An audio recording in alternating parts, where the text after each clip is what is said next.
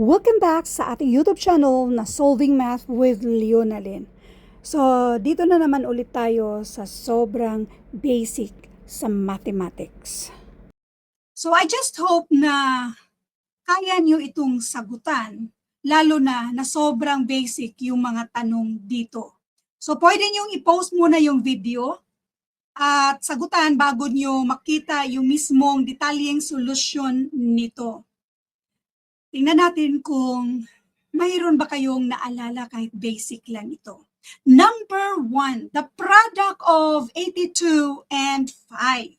So mayroon nagtatanong or mayroon ding nagko-comment minsan na yung and daw ay palaging addition. Depende yan siya. The product of, ang ibig sabihin nito, hanapin natin yung and. Ang and dyan ay multiplication. Therefore, 82 times 5. So this is 10, carry 1, 41, so 410. Next, number 2. Solve itong 24 na i-divide sa 8 plus 2. Masolve natin ito by following the order of operations or yung sikat na acronym na PEMDAS.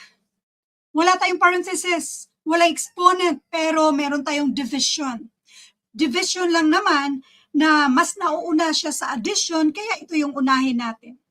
24 divided by 8, and that is 3.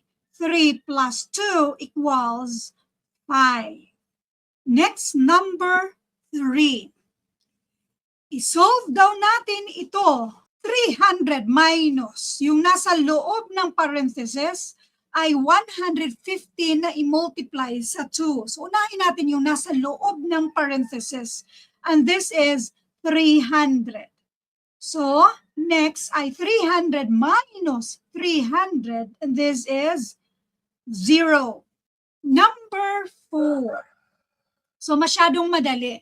Si number 4 naman, once makita na natin na merong nag-iisang 0, lahat sila nag-multiply, lahat sila ay i-multiply natin, always equal to 0. So any number na i-multiply sa 0 ay always equal to 0. So paano yan? Nasa gitna man. 121 i-multiply sa 0, di ba? 0. Tapos i-multiply sa 200, di ba? 0 pa rin siya. I-multiply sa 25, 0 pa rin. In other words, since lahat naman siya naka-multiply, ibig sabihin kapag once may 0 dyan na numero, always ang sagot dyan ay 0. Next, number 5. Meron tayong background na what is the next prime number after 5? So ang tanong na lang, ano ba itong mga prime numbers? Itong mga prime numbers, ito yung mga numbers kung saan wala siyang ibang product kundi itself and 1. Katulad ni 5. Yung product niya, 5 at 1 lang. So ano kayo mga next? Ang next dyan ay 6. Si 6 maliban sa 6 times 1, meron pa yang 3 times 2. So, hindi yan siya pwede. Anong next? 5, 6, 7. Si 7 ay 7 times 1 lang. Therefore, ito na yung next prime number after 5. Thank you for watching and I hope na meron kayo natutunan sa videong ito at marami pa kayong aabangan na mga videos. Thank you and God bless.